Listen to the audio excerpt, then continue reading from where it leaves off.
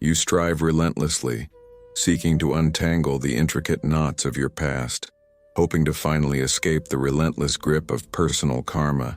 You yearn for liberation, for a life unburdened by repetitive patterns, expecting your sheer will to forge a path to freedom. Yet for many, this very striving only deepens the entanglement, leaving you exhausted, frustrated, and feeling more profoundly trapped than ever before. Paramahansa Yogananda, rooted in the profound wisdom of Vedanta, did not offer a formula for escape, but a sovereign truth. The ultimate dissolution of karma is not an act of defiant will, but an act of divine surrender, a prayer born from the deepest understanding of your true self. This truth shatters the illusion of individual struggle, revealing a path few dare to tread. If the relentless pursuit of self-mastery often leads to an even heavier karmic burden, what hidden law of the universe are you unknowingly violating? What if the very act you believe is erasing your karma is in fact binding you tighter to it? This revelation demands a radical shift in perspective. Before we unveil this profound wisdom, tell me, what word best describes the deepest karmic struggle you're facing right now? Share it in the comments below. What if the liberation from every past deed, every inherited pattern, and every unseen chain lies not in more struggle, but in a single potent prayer that redefines your very existence? You stand at the precipice of a profound realization, gazing into the chasm of your past, where the echo of repetitive suffering resonates with an unsettling familiarity. That relentless striving you've undertaken, the ceaseless effort to break free from what you perceive as your karma, has paradoxically deepened your entanglement. This isn't merely bad luck or a personal failing. It is a meticulously woven tapestry of cosmic law, obscured by the grand illusion of Maya, that convinces you of a separate, struggling self. Remember those moments when you felt an inexplicable pull, a magnetic force guiding you towards certain people, specific situations, or even recurring patterns of thought and emotion, despite your conscious resistance? Perhaps it was a relationship that mirrored a toxic dynamic from your youth, an ambition that repeatedly met an invisible wall, or a deep-seated fear that no amount of logic could dislodge. These weren't random occurrences. They were the subtle, yet insistent reverberations of unaddressed karma, calling for your awareness. Your soul, in its infinite wisdom, chose these experiences as crucible moments, not as punishments, but as opportunities for profound purification and accelerated evolution. The very concept of karma, as understood through the lens of Vedanta and Paramahansa Yogananda, transcends a simplistic system of reward and punishment. It is the sacred law of cause and effect, an energetic imprint left by every thought, word, and action in this life and countless others. But the true burden isn't the karma itself. It is the ego's tenacious identification with it. Your ego, a fragmented aspect of consciousness entangled in Maya, perceives karma as a personal sentence, a fixed destiny from which it must desperately escape. It convinces you that only through heroic individual effort can these chains be broken. This illusion fuels a ceaseless, exhausting battle. You push, you fight, you analyze, you strategize, but the patterns persist. Why? Because you are attempting to solve a spiritual equation with purely material tools, or rather, with the limited perspective of the ego. The true nature of karma, as revealed in the Upanishads, is intimately tied to the concept of Atman, your eternal, unchanging self, which is ultimately one with Brahman, the universal consciousness. From this higher perspective, karma is merely a teaching mechanism, a series of precisely calibrated experiences designed to lead the individual soul back to the remembrance of its divine origin. It is a divine curriculum, not a prison sentence. The ancient sages understood that the suffering we experience from karma is not the universe punishing us. It is our own misidentification with the transient self that creates the pain. When you believe you are your karma, that you are the limited collection of experiences and reactions, you reinforce the very illusion you seek to dissolve. This is the ultimate paradox. The harder you struggle against your perceived fate, the stronger the illusion of fate becomes, trapping you further within the intricate web of Maya. Think back to a time when you felt completely overwhelmed, utterly powerless against a situation that seemed insurmountable. Was it a financial crisis that echoed ancestral struggles, a health challenge that seemed to defy explanation, or a relationship dynamic that felt predestined for pain? In those moments, your ego cried out, believing it was the victim, desperate for control.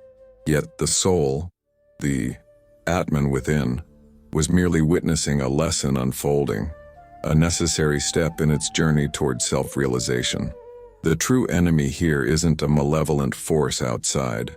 It's the internal mechanism that clings to suffering, resisting the profound truth of your indestructible divine essence. This internal resistance, this battle against your own unfolding, is precisely what perpetuates the karmic cycle. The profound truth is this: your deepest patterns of suffering, those invisible chains that bind you, are not random acts of a cruel universe. They are sacred echoes, potent lessons orchestrated by your higher self, designed to shatter the illusion of separation and guide you back to the boundless ocean of Brahman. But understanding this origin, this intricate map of your soul's journey, is merely the beginning. The real struggle lies not in escaping karma, but in transforming your relationship with it. And the first, most formidable opponent you will face in this transformation is not the external world, but the very fortress of your own ingrained defense mechanisms, desperately clinging to the known pain of the past. Will you confront them, or will you allow them to continue dictating your soul's destiny? Having glimpsed the intricate design of your karmic tapestry, you now confront the battlefield where the true transformation unfolds, within yourself. The journey from identifying with karma as a burden to embracing it as a divine sculptor is not a passive contemplation. It is an internal war, fought against the very fortresses of your perception.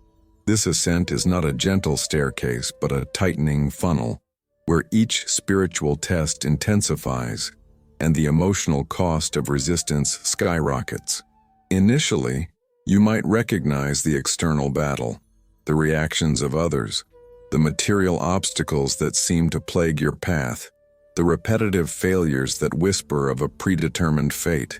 You tried to change jobs, to relocate, to sever ties, believing that a change in external circumstances would magically dissolve the internal resonance of karma. But soon, you discovered the insidious truth. The patterns followed you. The new relationship echoed old wounds. The new environment still presented the familiar challenges. This is the first skirmish where the ego discovers its impotence against the deeper currents of the soul's unfolding. It's a painful realization that the external world is merely a mirror, reflecting the karmic imprints held within. The illusion that external change brings internal liberation shatters, leaving you disoriented. What then becomes your next battleground? When every external escape route proves to be a mirage, the true war descends into the mind itself, ushering in the second stage, the internal battle of doubts, fears, and the ego's desperate attempts to rationalize or resist its own dissolution. Here the voices of skepticism grow louder. Is this wisdom even real? Am I truly capable of changing such deep-seated patterns? Is this just another spiritual bypass? This is where the enemy, your own inimigo comum, the ego's tenacious identification with individual karma, becomes most cunning. It whispers seductive lies of comfort in the familiar suffering, promising that change is too difficult, that the effort is futile. It parades past failures before your mind's eye, attempting to convince you that you are fundamentally flawed, irrevocably bound by your history. This internal dialogue is not mere background noise. It is the soul's most crucial test. Can you discern the voice of eternal truth amidst the clamor of the ego's fears? This is where the understanding of Atman, your unchanging essence, becomes a powerful shield. To whom do these thoughts of inadequacy belong? Not to the eternal self, but merely identifying these thoughts isn't enough. How do you move beyond merely witnessing to actively disengaging from their suffocating grip? This leads you to the third most profound stage, the paradox of surrender. Paramahansa Yogananda, deeply steeped in the Bhakti Yoga tradition and the wisdom of the Upanishads, taught that the highest form of spiritual action is not forceful exertion, but conscious surrender to the divine will. He demonstrated that while karma dictates experiences, the response to karma, when infused with devotion and enlightened understanding, can transmute its very essence. Your pain, your frustration, your perceived failures, these are not punishments. They are the divine chisel, diligently sculpting the raw stone of your ego into the luminous form of your Atman. To embrace this perspective, to truly accept that the suffering is a teacher, requires an abandonment of control, a letting go of the ego's desperate need to micromanage its own salvation. This isn't weakness, it is the ultimate strength. But how does one actively surrender to an outcome or a lesson when every fiber of your being screams for control and resistance? It's a radical act, pushing against centuries of conditioned thought. And it leads to a question that chills the ego to its core. What if the only way to truly erase karma is to stop fighting it entirely, and instead, to offer it up in a sacred act of trust? You have arrived at the threshold of the deepest revelation, a moment where the very fabric of your perception of karma is dissolved and rewoven by the potent force of divine surrender. The question lingered, an unsettling whisper in your soul. What if the only way to truly erase karma is to stop fighting it entirely, and instead to offer it up in a sacred act of trust? This is not merely a philosophical inquiry. It is an invitation to a profound inner alchemy, a ceremony of the ego's death and the soul's triumphant rebirth. Paramahansa Yogananda, a true master of Kriya Yoga and Bhakti, revealed a secret that resonates deeply with the Upanishadic truths of Atman and Brahman.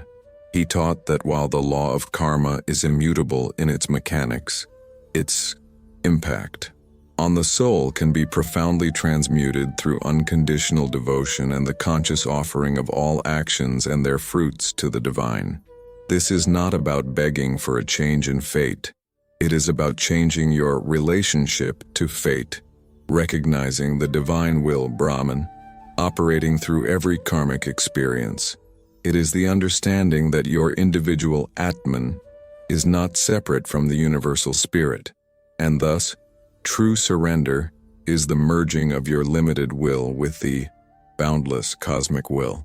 The prayer he offered, often implicit in his teachings on bhakti and surrender, is not a plea for a specific outcome, but a profound declaration of trust in the divine architect of your existence.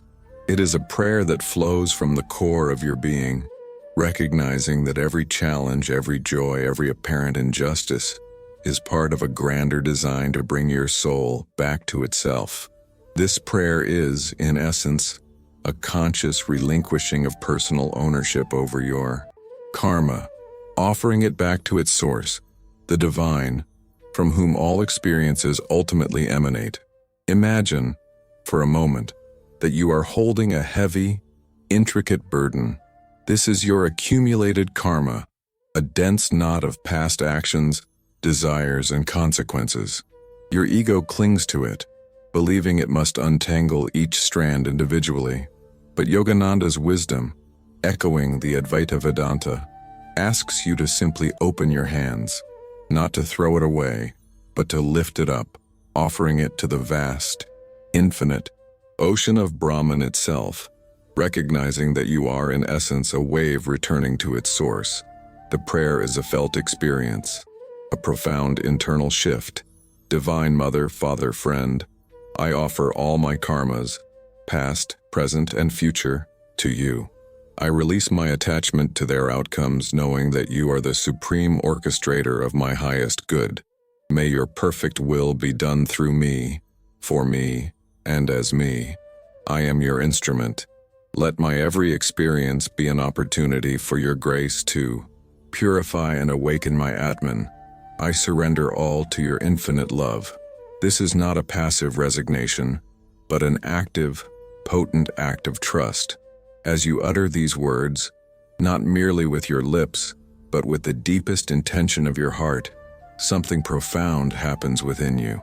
The frantic energy of the ego, trying desperately to control the uncontrollable, begins to dissipate. It's as if a vast, tranquil space opens up.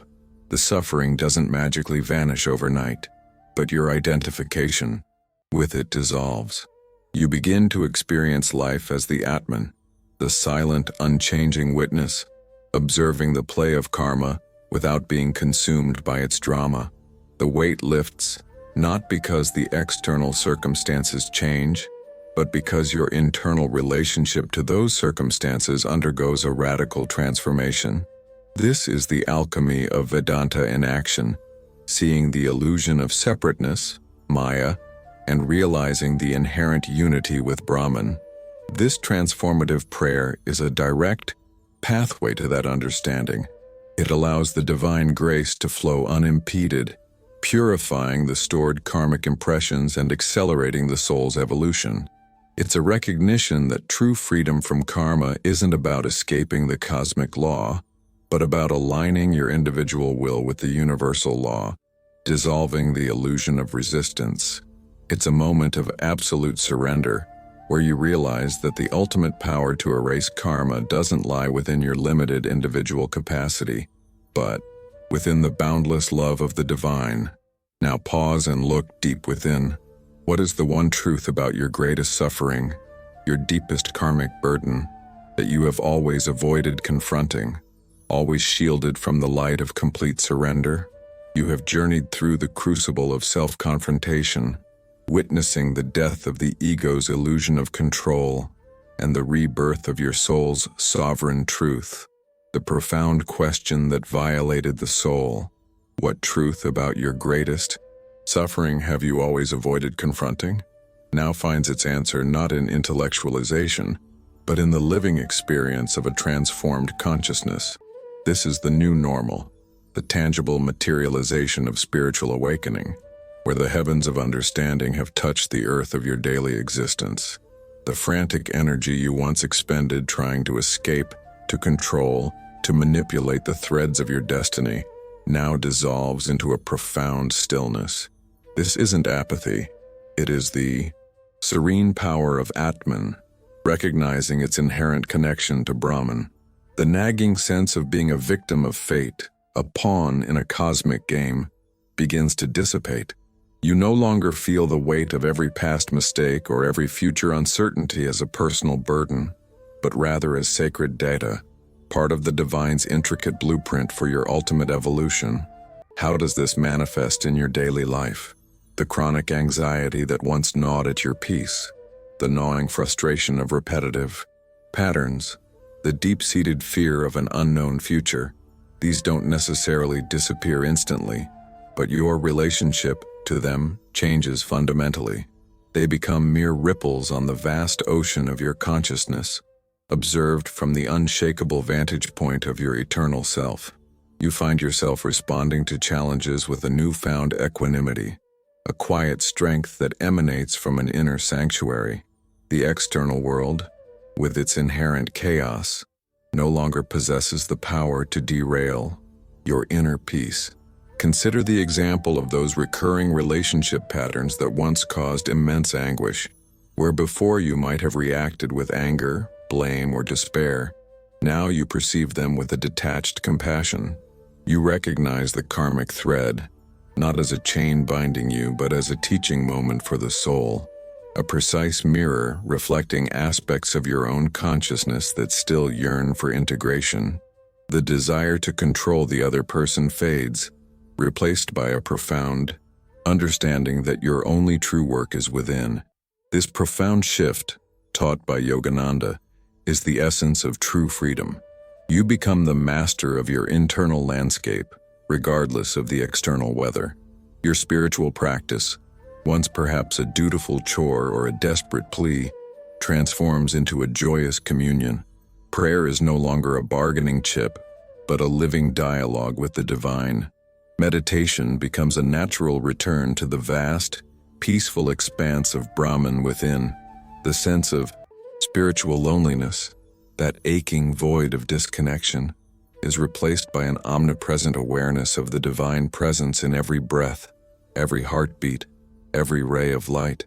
You see the divine in the eyes of strangers, in the beauty of nature, even in the very challenges that once brought you to your knees.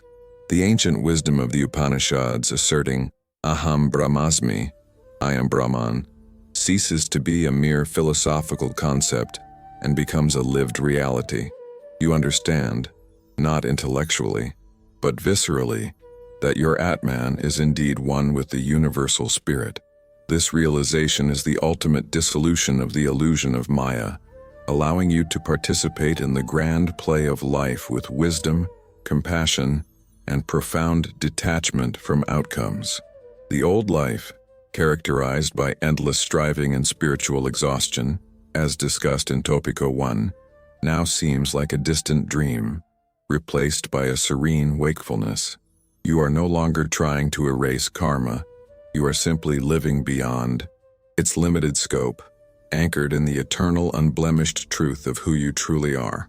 You now stand, not at an ending, but at a sacred threshold, having tasted the profound freedom of living beyond the ego's karmic entanglements, anchored in the unblemished truth of your Atman. The sense of peace, the clarity of purpose, the dissolution of fear, these are real, tangible shifts in your consciousness.